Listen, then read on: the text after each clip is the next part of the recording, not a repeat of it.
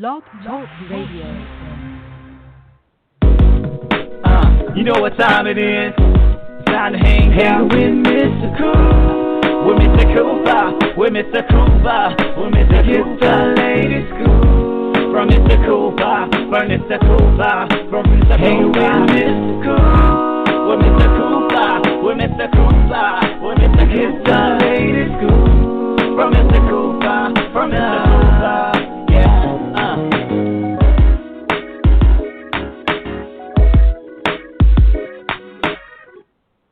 Welcome to the Big Scoop with Coop. I'm your host, Coop.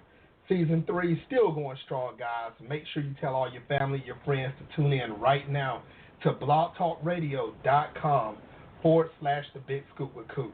Also, make sure you check out the website, www.thebigscoopwithcoop.com. Today, guys, my guest on the show, all I can say is wow. If you enjoy HBO, if you enjoy the shows that you're seeing on HBO, like a lot of people are, you're going to really enjoy this guest today. She's doing big things. She's actually have had her hand in the pot for seeing what you're seeing on HBO. So, guys, I just want to say you're going to really enjoy this show, so tell all your family, your friends, associates to tune in right now. But, you know, enough of me talking. I got to bring her on right now, the one, the only Kara Buckley. Welcome to the show. Thank you. Thank you for having me. Yes, anytime. Everybody, if you don't know who Miss Buckley is, she's actually part of the, am I correct, the original content for the HBO shows? Yes, that's right. I'm a part of the original programming team, and I work on the drama side. Nice. Very nice. Now, on this show, Ms. Buckley, just to let you know, we always talk about how you started in your career, your success, give advice on actually how to get into your career, and much more. But we always start from the beginning. So, Kara, when did you realize that you wanted to start working in the television industry? You know, I went to a college where there was kind of a culture that people largely worked in finance if they could, and I had a really traumatic experience doing that the summer after my junior year because I just didn't like what I was working on. It wasn't for me. And so when I went back to school for my senior year, I was an English major, and I kind of thought about what I like to do, and reading, writing, kind of movies, TV, all that stuff was interesting to me. So when I was a senior, I got an internship at The Daily Show with Jon Stewart in New York, and I worked as a PA essentially, and I really loved it. And so kind of that experience, that internship, opened my eyes to the fact that like people do stuff like this full time for their jobs, and I ended up applying to a couple of talent agencies out in LA to see if I could get a job in the mailroom somewhere, and I ended up getting hired by William Morris Endeavor. So I moved out to LA. I began in the mailroom, and WME is in 2009, William Morris merged with Endeavor, and Endeavor was a boutique TV agency. So there's a really strong television department at the company, and when I was in the mailroom, that was something that people definitely talked about, just that the TV department was so great, and kind of the beating heart of the company was with the television department. So there was an opportunity to interview for a television agent's desk, and I got that job. I worked for the first guy I worked for, Alex Botnick, for 3 months, and then I had the opportunity to go work for Ari Greenberg, who runs the entire TV department, for about a year and a half. And then being at the agency, I loved it. I absolutely loved the company, but I definitely realized I didn't want to be an agent. Agents are kind of more the business end of show business, and I wanted to do something a little bit more steeped in the creative aspects of it. So I, with Aries' blessing and help, ended up getting a job at a company called Legendary, which was starting a television division. So it was the third hire in their TV department, and I came over as a kind of junior executive, and worked there for 2.5 years. Also had a really great experience. I think because it was such a small place, I got to have a lot more responsibility than I would probably have in a comparable position at a larger studio or network, and developed a couple shows there. I found a script that ended up being made into a pilot, which is kind of ultimately what helped me get promoted. And then this job opportunity at HBO opened up, and it was many months and rounds of interviews, but I started here February 8th, so I've been here like 3.5 months at HBO. Wow.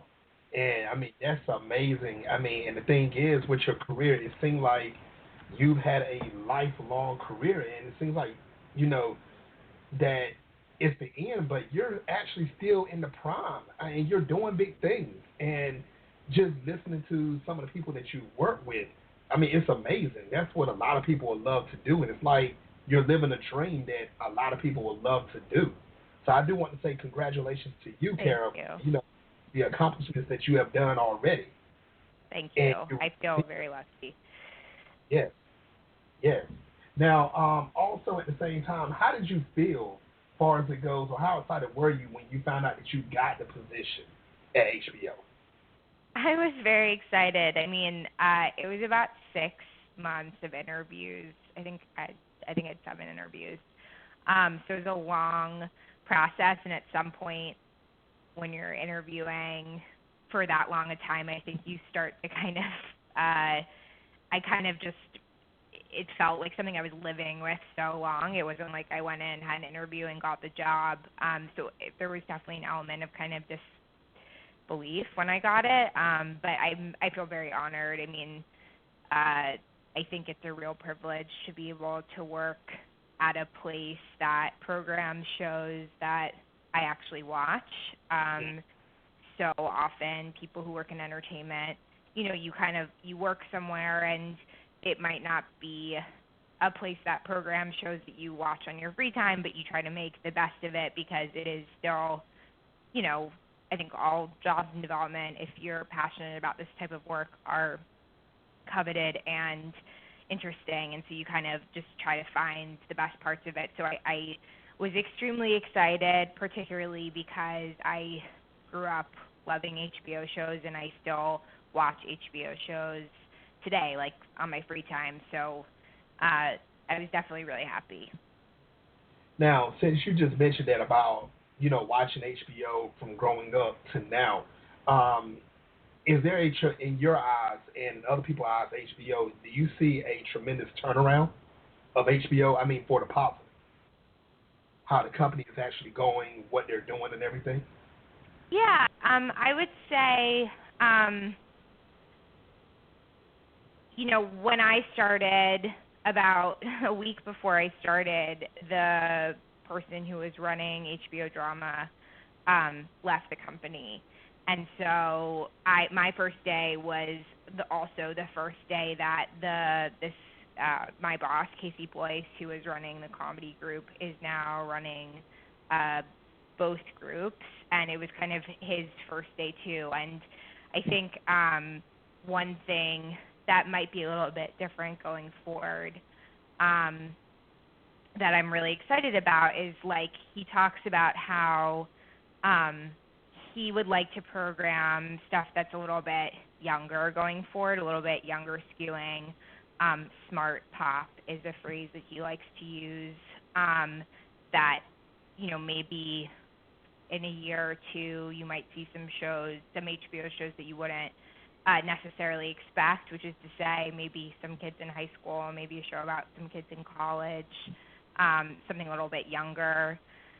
So I think that will be different going forward. I think one thing that's consistent through, the many years that since The Sopranos is I think HBO is synonymous with quality, which is why I know I'm drawn to watching the shows here and why so many other people are as well. I think the writers and the directors and the talent that are working here are not just the best in the TV industry, they're the best in entertainment, period. And we have novelists and journalists and, people from all different mediums of entertainment that work here. And so we're so lucky to, kind of work with the cream of the crop that is, the best artists of today. And that's something that I think has been true throughout the years and is still true now,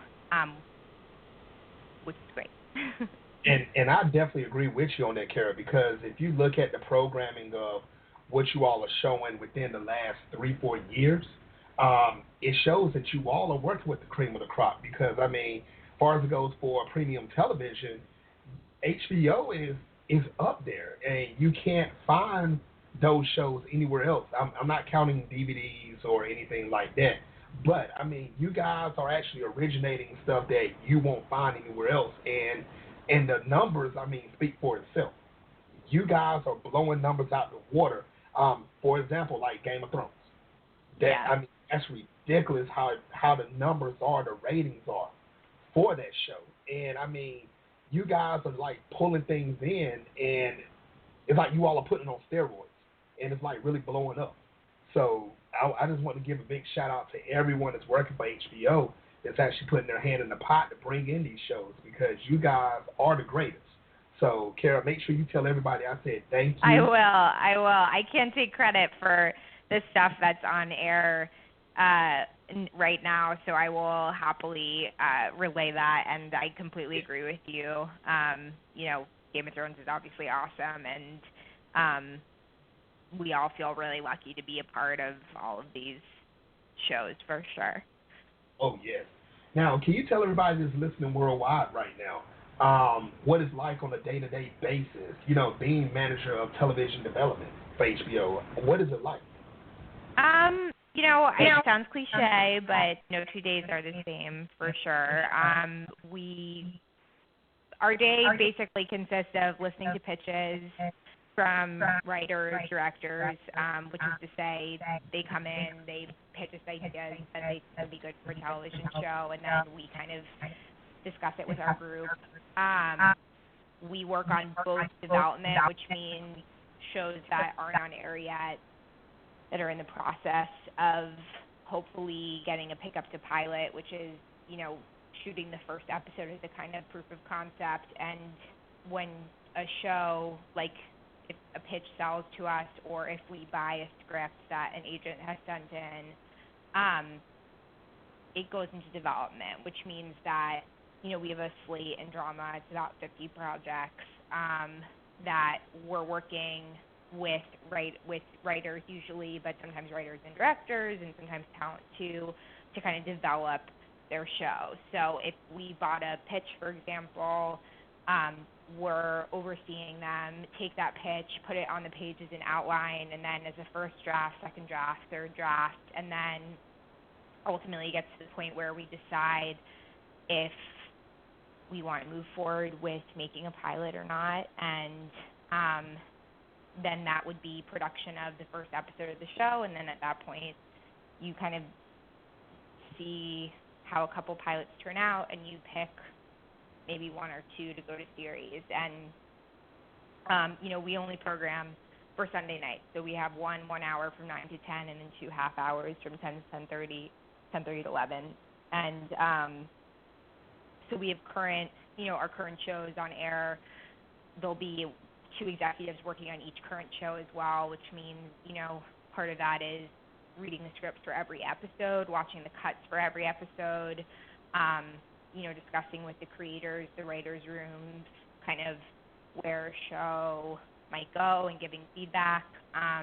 So it's a combination of hearing new stuff, working on things that are in development, and then working on shows that are currently on air. And then we have an enormous amount of reading, of course, which is a combination of original scripts that agents and managers submit to us for review for a potential sale, as well as just writing samples. So, sometimes we'll get a writing sample for someone that we just want to see if we want to meet with them generally, just to know about them. And sometimes we'll get samples that are basically like a version of a job application to go on the writing staff of a show that, is in its first, second, third, fourth, whatever season. So during the day, it's a lot of meetings and phone calls. At night, I read every night before I go to sleep, whether it's a script that's in development or a script that is a sample or something that's, episode 3 of season whatever of a show that's currently on air. So it's kind of a combination of things. Nice. Now, besides for the people that actually, or the agents that come in and they actually, pitch it to you face to face, is there any other ways that you all, or any other sources that you all actually try to find, that hidden talented show that you all feel like it should be on HBO? Like, do you all look on YouTube or Vimeo or any other places like that to try to find your content? We do. We read a lot of books. We have relationships with book agents who will slip us manuscripts before they're published, and we look for material in books. It can come from anywhere. We have a show called Westworld that's going to be coming out, and that's based on the Michael Crichton movie from the 70s. Shows based on podcasts, on newspaper articles, magazine articles, video games, whatever. It's coming from all different places. And as an executive, you can totally flag a source of IP, and then after we option the material, you can add a writer into it after the fact. So it isn't always writers that are coming in with ideas. Sometimes it happens the other way, where we have a concept or arena based on, let's say, a magazine article, and then we're looking for a writer to develop that project with. Oh, wow. Okay, cool. Because, there's a lot of shows that's actually, that's out there that people are putting on YouTube and people are putting on Vimeo and all these other places, and I think a lot of people are actually trying to get found and they don't know how to do it. So, for people that's out there, actors, actresses, managers, directors, producers, guys, listen to Kara. She's giving y'all hints on how they actually try to find this stuff. So, guys, put out the premium stuff. If you're trying to get on to that next level, there's a shot. Just, get it out there. And don't give up on your own craft. That's what I want to say for anybody. Don't give 100%. up. I think agents and managers, so often look at YouTube and Vine and Instagram, Twitter, all these mediums to find talent now, for sure. So I think it's a great time to be an artist because you can put your stuff out there and let representatives find you or executives find you. For sure. Happens all the time. The time. I definitely agree. Now, how hard is it for a person to get their content shown on HBO? It's really hard. It's, I think for us in particular, we're only doing original programming on Sunday nights, one night a week. That's not many hours of TV a year. It's not many slots. And I think that's part of why the quality is so high, because we all put so much into making sure that the programming that we have is the best version that it can possibly be. But it's tough because we're not like a broadcast network, a CBS that, can program every night of the week, and we're not Netflix where, they don't have time slots, they can buy as much as they want. So it's hard just in terms of real estate. I mean, there isn't that much space. And that's before you begin the conversation of just really how I think high quality a show has to be to get through the door here. Right. You know, a lot of times things go into development and they never actually become a television show. But what I will say is that, you know, as there are opportunities in places that you wouldn't, you know, necessarily realize from a first glance. You know, for example, Lena Dunham has a Cinderella, you know, an amazing story where she had a short film and she came here and she developed in her show got on air and now it's going 6 seasons. It's incredible. Right. But that's not typical. Most people, particularly television writers, spend years on staffs of other shows before they can, you know, go on to make their own.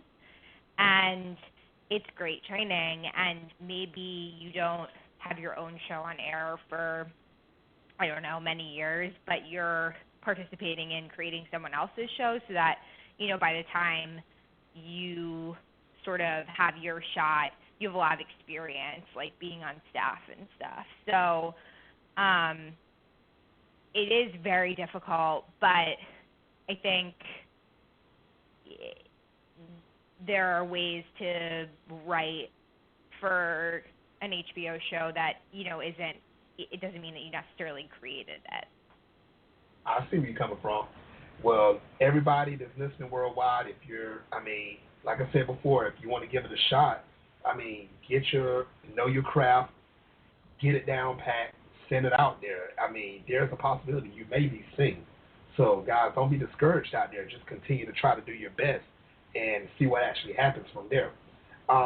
Now, your opinion, Kara, do you feel that Charles Dolan knew that HBO would get as huge as it is right now when he first started? I don't think so. I mean, there was no way for him to know, really. I think not only HBO, but television in general is so often talked about as like pre and post Sopranos. You know, Sopranos really changed the way that people saw for the first time that TV could be just as good as movies, you know, or books, and that it wasn't kind of a lesser medium. I don't think he ever could have anticipated that would happen on, you know, his air. I think when HBO was originally founded, it was largely viewed as a platform for sports and, you know, movies, and they did this sort of experiment with The Sopranos, and it worked out absolutely beautifully to the extent that it's really changed ultimately the landscape of television in general. Right. But no, I don't think he could have known. I don't think so, but and like I said, at least within the last 5 to 6 years, HBO has stepped up to another level than what HBO used to be. Now, when I'm saying that, I'm not saying that HBO was horrible, because you guys never were. Because if you were, you wouldn't be in business where you're at right now. HBO would not be in business. So HBO is still one of the top level, you know, premiums that you can actually get. But I agree with you. I don't think there's no way that Charles Dolan would have known that these type of quality shows would have actually appeared on HBO. There's no way. And I think you all are shocking the world every year for the stuff that you all are bringing on.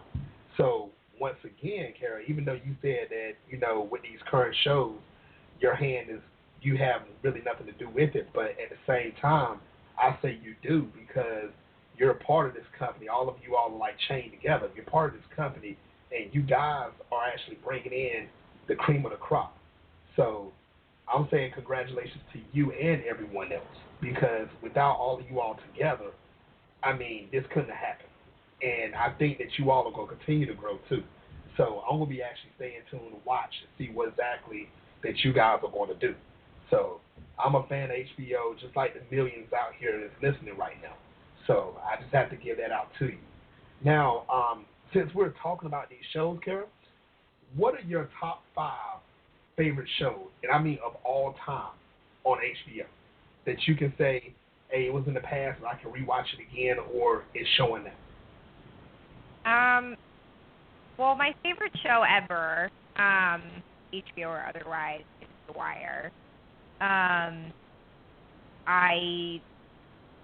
I'm not sure I've ever seen another television show or ever will see another TV show that is so really like important. I think the Russians, right? Like David Simon, and I think maybe a couple of investigative journalists came out of journalism, but the way that he so completely explored the city of Baltimore and sort of the different facets of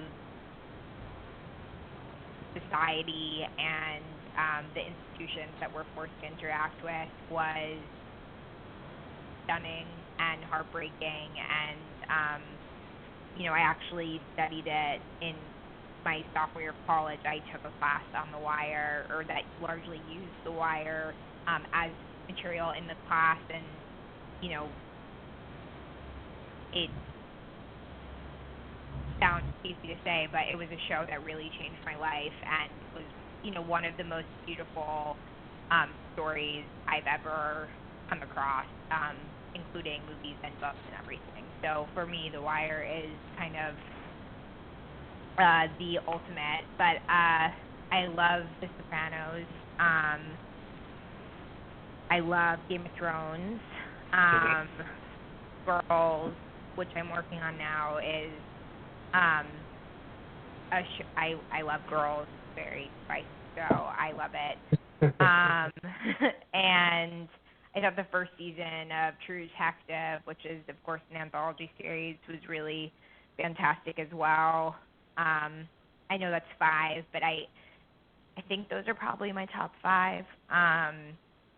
I definitely kind of, as you can tell, tend towards drama more than comedy, but I loved Silicon Valley and Veep as well. Yeah, I think those would be my top. Nice. Okay. Nice. Now, I know in a few months there's going to be a film festival in Miami. I think HBO will actually be out there also. It's the American Black Festival. Yeah. Do you know how many people will actually be representing HBO that's going to be out there?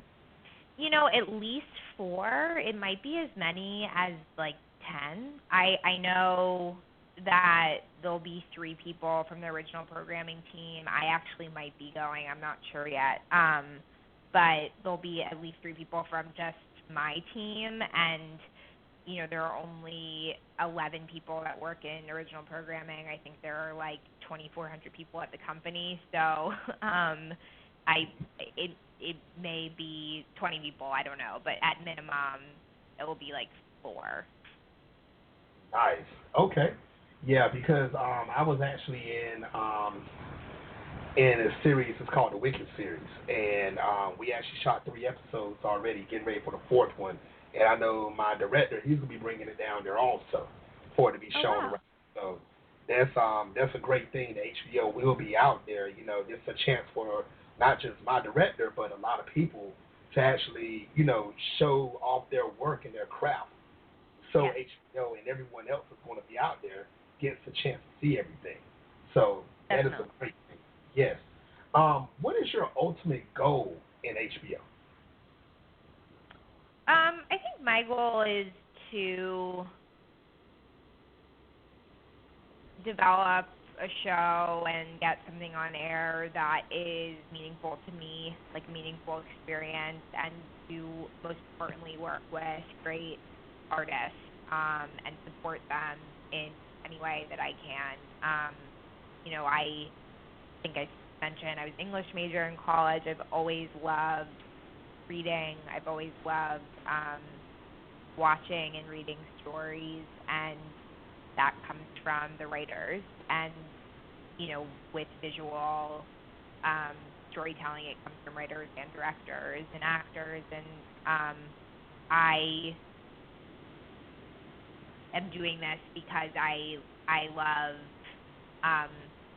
hearing what these people have to say and what they come up with. And I would love to develop a meaningful or many meaningful relationships with artists and, you know, be able to have sort of a collaborative experience. I think for me that would be the most fulfilling thing. Nice. Now, is there a way that people that listen worldwide where they can actually, you know, follow HBO or even find you on social media, you know, to keep up with the latest and greatest and to see what's going on? You know, I'm embarrassed. I'm sure that HBO has Instagram account. I don't even know. I'm actually not a big user of social media, but